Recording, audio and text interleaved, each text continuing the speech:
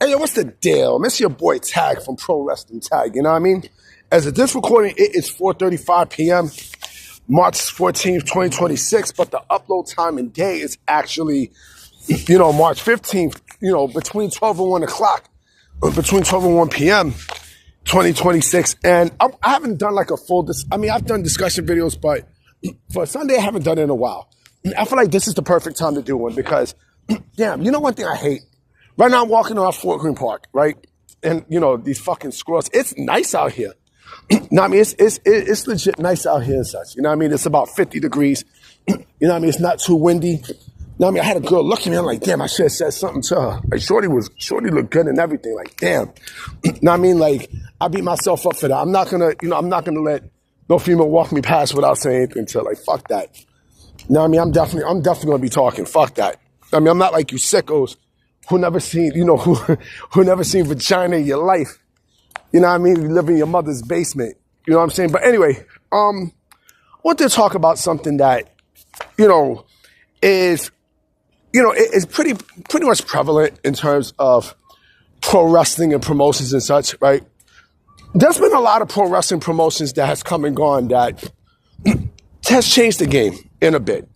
Right? It's changed the game in a way where, even in today's day and age, you see some of their influence onto to mainstream television, right? And so, it's not only like the 80s, but also the 90s and definitely the 2000s for sure. Now, I'm a person of old school descent. Now, I'm born in the 80s, teenager in the 90s. And I've seen I've seen a whole lot of things that happened in this business for like 5 decades with promotions and such. And there were definitely promotions that came in and they did revolutionize, the sport, especially for that decade. Like we don't really have that now.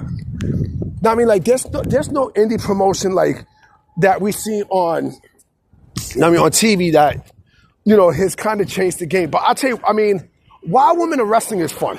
I always watch Wild Women in Wrestling. It's always fun to watch. Y'all know I always hype the shit out of it. For anyone who lives in the New York City area, it comes on every Saturday night at 11 o'clock on WNY 10/55. But I'm talking about like promotions that it made an impact on, on the business, right? Defunct promotions. And yes, we already know about ECW, right? ECW basically did change, they did change the game in a way where, the hardcore stuff and, they made it cool. They actually made it cool to be in a small intimate setting. They made it real cool to be in that setting and such, right? And we see that, WWE has done that with, they did that with NXT. They still continue to do that with NXT. AEW's doing that, right? Which is embarrassing because it's supposed to be a major league, but, I digress. But what about other promotions that we've seen, right? What about let me see. What about the AWF? Remember the AWF, the American Wrestling Federation, Warriors of Wrestling? The thing with them was, they mostly brought people from, from the past whose careers were on the decline, right? But then again, it actually helped bring, the Warriors back, the Road Warriors back into pro wrestling, right? Hold on real quick, hold on. Sorry about that, Like, there's a bunch of vendors here, but, because I'm right here on DeKalb, I'm right here on DeKalb and South Oxford Street and shit, but, that wound up bringing, thing back, the Road Warriors back, right? They brought back to WCW, and such, but it also brought, there were also people who still had value, but I bring them in because, they actually introduced, a different kind of wrestling, like with with rounds, not knockouts, but with rounds. It didn't go over well with how they did it, but I do remember that there were, I think I forgot what promotion did that, but they actually brought that portion of it. You know what I mean? Then you had others, like you had the original Wild Women of Wrestling, right? Not the one that we see now, because the one we see now is a reboot, but the original one that happened in like the early 2000s, where they were like in the LA Sports Arena. I mean, I'm sorry, the Great Western Forum, right? Where they had people like I think they had groups like Chain Gang and let me see who else. Chain Gang.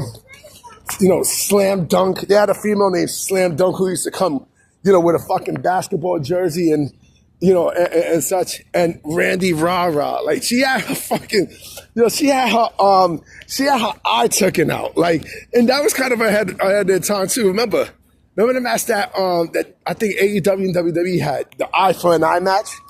They had that. You know what I'm saying? But yeah. That, but you had others too. I mean, you had others that were basically revolutionary, right? Lucha Underground. Lucha Underground pretty much also changed the game because of like the cinematic settings and shit, right? What we see now, right? Everything's underground, right? And so. Yeah, there have been, like I said, there have been promotions that's come and gone, right? That were basically revolutionary, But of course, it's not ECW is like the main one. But the problem with these promotions is they're only there for the moment. They're only there for the moment, right? Now you don't really have like you don't really have like one that sticks out. Like you have. Let me see what else. WXO. WXO basically was just a random promotion that, that they didn't really have no big momentum and such on it. It was just there just to fill time. They had it on Channel 5 here in New York City, like in 1999, 2000, where, and I still remember this shit, where it was like a block. It was that and a show called Thunderbox. You know what I mean? And yeah, look that up. But yeah, you, like I said, you did have some indie promotions, but a lot of these indie promotions that they show, they were more of the local kind, right? They were basically more of the local setting and such. And we're talking about Defunct, not promotions that is still around. Right? We're talking about like Defunct, right? If you want to say Pro Wrestling Guerrilla, you can put that there too. But see, the thing with Pro Wrestling Guerrilla is Pro Wrestling Guerrilla was more of, it was like a tournament base. To me, I think it was a little bit overrated because, they had every single body there, right?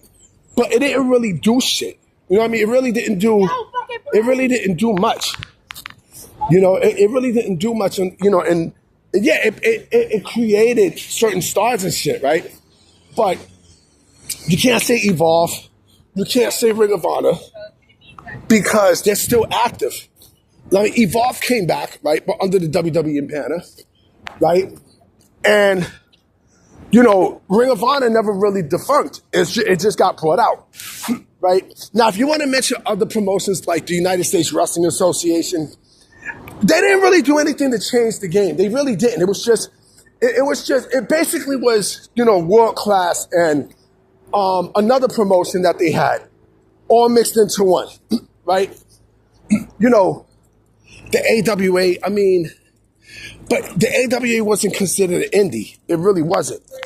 It was not considered an indie. Like, let me see, Power. Actually, I know another one that kind of, you know what? I forgot to mention this one. And you know what? There's two actually I forgot to mention. Chikara. Chikara was the shit. I think Chikara, I might do a video on Chikara. For a discussion video, but I think Chikara was fucking ill. They had people with masks, but I don't think that wasn't like the original Chikara. It was like the original Chikara was basically like what you see with Ring of Honor and all these other promotions and shit. Evolve will all happen from the Philly area. right? But also, there was another one I was going to mention. Hold on. Now I remember the other one I was going to mention. You know what I'm saying? It was 3PW. Power Pain, Power Pain Pro Wrestling. That was another one that kind of changed. That one was like, the fallen angel of the three. Not Christopher Dins, but that's like the fallen angel of it all. Because, that actually was the one that I think could have been the biggest one out of Ring of Honor and fucking, Evolve, Dragon Gate, and such, right? You could throw Dragon Gate in there, right? Where that had an impact. A lot of those promotions usually had impact, like going into the 2000s. You know what I mean? Because once WCW died and once ECW died, like you needed a fix. You know what I'm saying? And that's where thing came from. But if out the two out of everyone that I mentioned, right, it probably was ECW and Lucha Underground that completely changed the game. Now I mean, and yes, those two specifically. But every other promotion that was there, right? Yes, it was different. I mean, it was different, but it really didn't. It didn't really change the game like that, right? But it had its own perks. Remember Global Force Wrestling? Remember Global Force Wrestling? Remember that? What happened there? What happened to Global Force? What happened to Global Force? It really didn't do anything, right? But again, but most of these promotions that I mentioned was basically, some were independent promotions, but some of them were developmental territories. But again, like those two that I mentioned, basically, it changed the game because of the aesthetics and what it brought. You know what I'm saying? And so, see, like those two, like whenever you think of indie promotions that really, really, really, and I understand, and someone's probably going to say, well, Lucha Underground was an indie promotion because, but it still wrestled in a small setting and it offered, it was seasons. There were seasons, right? So there was a fucking promotion. It was an indie promotion. And ironically enough, WWE, I think, owns Lucha Underground because it belonged to AAA. You know what I mean? So, yeah, but look, you're gonna have promotions. You're gonna have wrestling promotions that come and go, right? But a lot of those indie promotions were just there for time fillers. There was an indie promotion that was an MSG like maybe 10 years ago. It was on MSG. I forgot the name of it. This was, I know Luke Gallows was part of it. I don't know if he owned this promotion. I'm not sure. But yeah, I remember he was part, he was part of that promotion and shit too. But listen, and not the UWF. The UWF made an impact, but for a fucked up reason. And we're talking about the UWF with, the fuck is this guy named? Herb Abrams. Now, I mean, like, that story was fucking crazy. I mean, that story was that dude was bananas, bro.